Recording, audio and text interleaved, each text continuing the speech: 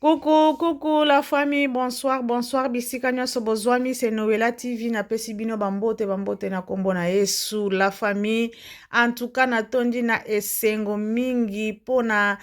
la baronne fanda na yo, nzambe abatela yo, asunga na libota na yo nyonso pona humiliation nyonso. Oye kosenga bolimbisi liboso ya kamera, liboso ya peuple congolais. Franchement, sali epesameli mutu nyonso te soki mutu mosusu akoki kosala baorgueil na ye ezanga ntina ke nani akosenga bolimbisi na kosenga yango te vraiment ya liboso napesi yo vraiment nzambe apambola yo mpe libota na yo mobimba papa evi vraiment merci na oyo nyonso na conseil ya kitoko oyo opesi na la baronne mama ya la Chine mpo aya kosenga bolimbisi humiliation vraiment yango balobaka ke kozomikitisa ezalaka bien vraiment merci chapeau na libota na bino mobimba nyonso mama Chacha vraiment bisika ozali nzambe na lola mpe akanisa mpe amona yo abakisa yo ya ebele lolenge nyonso ndeko na biso Karine Mokonzi la baronne auti kosenga bolimbisi koloba liboso ya kamera liboso ya peuple congolais baoyo nyonso balandi ye bamoni baoyo nyonso mpe bakoloba o n'importe quoi baloba na bango eza problème te mais nzambe amoni oyo awuti kobimisa na munoko na ye ezali sincère oyo awuti koloba vraiment chapeau vraiment chapeau makasi mutu ifu azala boye azala na komikitisa soki asali amoni ke oyo asali ezali faute ezali mabe azonga asenga bolimbisi vraiment artiste na biso fali ipupa bambote bawario boyamba ngo vraiment na kombo na Yesu oyo nyonso ya ndeko na biso awuti kosala awuti koloba ke aboyi alapi kombo na yo ata na mabe ata na malamu akolobela ngo te ezali bien makasi paske amoni ke alobaki mabe akendaki mosika me azongi nsima akomi mutu yo mpe bisika ozali mwana nzambe pourquoi pas olimbisa nana bafana bisika ozali c'est Noëlla TV na pesi mpe bambote nakanisi ke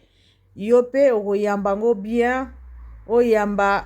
pardon oyo ndeko na biso awuti kopesa ngo vraiment boyamba ngo na motema malamu pardon balobi ke efungolaka baporte nyonso oyo ekangamaki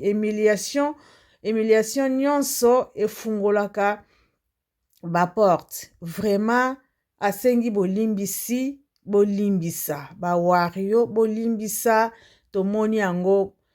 toyebi ke eza na bato mosusu baoya kosala mpe bemission bakoloba akimi abangi seke abangi peut-être fali alinga akangisa ye ou bien ayokaki ke bazokolukisa ye yango aye kokima moto liboso mpo aya kosenga bolimbisa aya kokosa ke papa evi moto apesi ye conseil ou bien mama Charlotte moto ayebisi ye boye eza problème te ata bolobi problème eza te mais l'essentiel ye asali pa na ye alobi amoni ke non tozali biso nyonso bacongolais oyo nga nasalaki ezali moninga na nga azali ndeko na nga aza yaya na nga azali artiste na biso ya mboka oyo azokopesa honneur mpona ya mboka na biso nakitisa kaka na mizonga kaka nsima nakoma mutu donc ye amoni ke oyo ye alobaki ezali mabe pourquoi pas nasenga bolimbisa asengi yango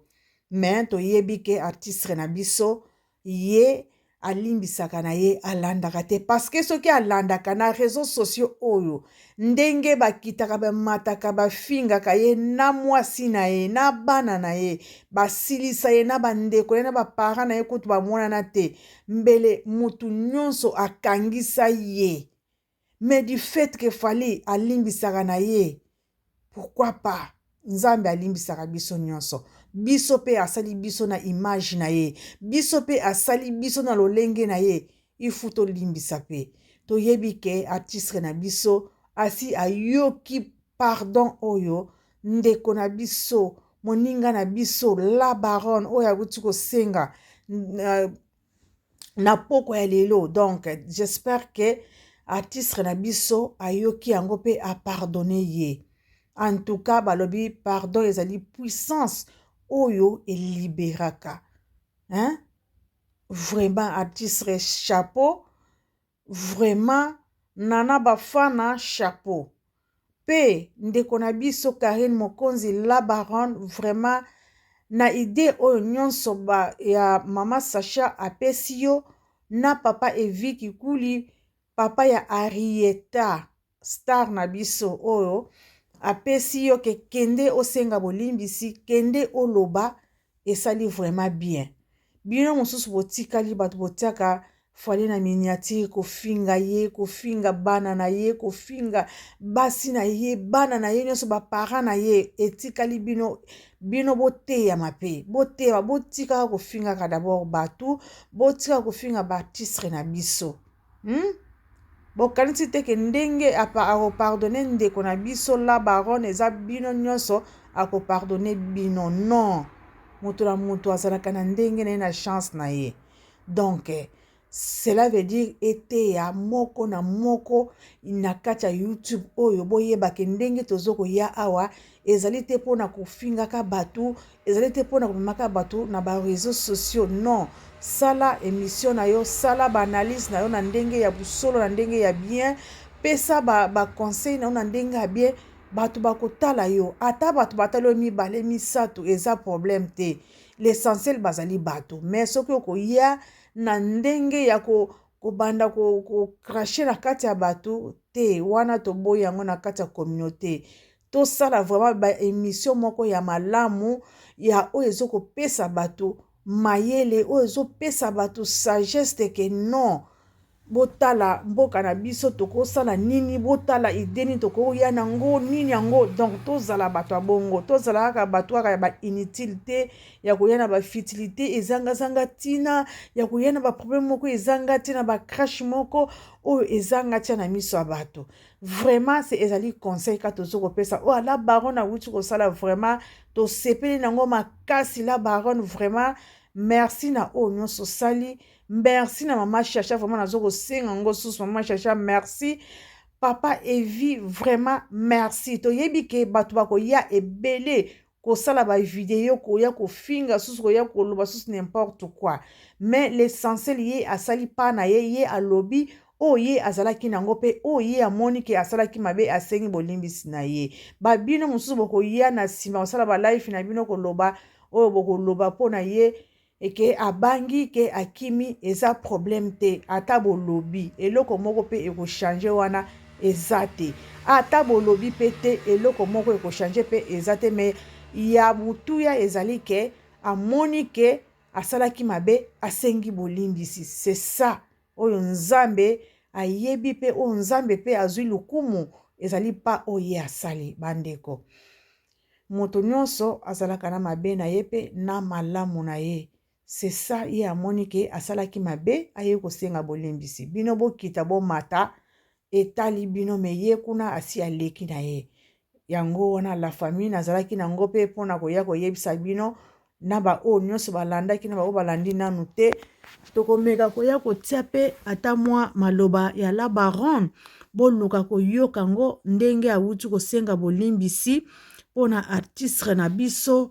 ya monene oyo azosala fierité mpona mboka na biso oyo azokobinisa bapaya pe bakomi na mboka na biso azokobinisa bango vraiment ezali esengo makasi vraiment mpona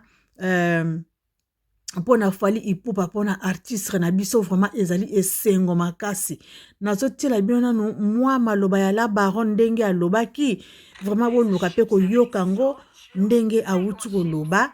toyoka ngo na bino ensemble la famille boyoka. Bonjour tout le monde, c'est Karine Mokonzi la baronne. Bandeko namoni ba message na bino, namoni ba question na bino nyonso. Karine Mokonzi pourquoi osali analyste ya francophonie ya Fally Ipupa. Bandeko, je crois que ça fait déjà 10 jours passés.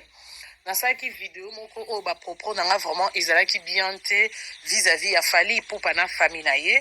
Oyo na dekonaki makasi, oyo vraiment na débordaki na kati ya vidéo wana. D'ailleurs, on a profité na video ko présenter lisusu ba excuse nanga ko senga pardon na fali pupa na famille na ye ko senga pardon na ba veuve nyonso ko senga pardon na ba orphelin nyonso ko senga pardon na ba orpheline nyonso et surtout que na ba nyonso oyo na chokaki o nyonso na blessaki donc na mama nanga ayebisaki nga lobi comment ce bon finga ngo yo karapasi même papa no kufa soki ba fingi yo karapasi comment koki kokoma ti na niveau oyo donc à partir ya wana mobali nanga viki aza wario papa evi nda salaki ba démarche ya représenter ba esquisse et pas ya fali pupa nde azwaki décision que à partir ya jour wana na lo bakali susu kombo ya fali pupa te ezana ndenga malamu ezana ndenga mabe donc désormais nayebi que c'est pas facile nayebi que eza pasi mpona ba chinois wario oyo batalaka nga bazwa ba nouvelle afali epa na nga mais eza juste pour la bonne cause parce que toi ba humain to sera toujours ba erreur alors pour erreur wana ebandela malisusu te nde azui décision wana que na lo ba lisusu makambu ya fali pour pâté donc un grand merci Nabino Swatbopé Sakinga ba conseil un grand merci à Di Dolaka les pacificateurs. La famille, j'espère que aussi boyoki pardon oyo la baronne a uti koloba ke akoyo kotanga susu kombo ya fali ipupa na munoko na ye susu te ezala na malamu ezala na mabe atalango bongo alobelango susu te. J'espère que aussi boyoki yango vraiment la famille nazotika bino nyonso bota la vidéo na biso bolandango na bukebi nyonso bopesa pe ba commentaire ya malamu na kati vraiment la famille totika makambo ya ba injure botika makambo ya kufinga kana ba commentaire ezanga tina la baronne aye koloba awa ezali kaka na tina kaka ya kufinga na tina kaka ya mabe yango aye kosenga bolimbisi koloba na video na ye o autu kosala elakisi ke biso ba congolais to changer kosala ba émission na biso to changer pe kokomaka bikoma koma na maboko na biso ezali bien te ezo sunga même pas ezali pe na respecter il faut to changer nango la famille et kosala bien makasi koma commentaire na yo ya malamu po moto mususu akomona ngo atanga ngo pe ekosala ye bien azwa pe idée mais soki yo kokoma kokoma mabe na misapi na yo wana ezali na respecter vraiment la famille pesa conseil malamu pona Karine est-ce que asali bien ou bien asali bien te est-ce que lolenge ayo kosenga bolimiso na yo koloba est-ce que ezali bien ou ezali bien te soki pe ye moko amoni commentaire malamu akoko changer mais okoma ya mabe eko changer na ye eloko moko te. Merci la famille nazotika bino bye bye.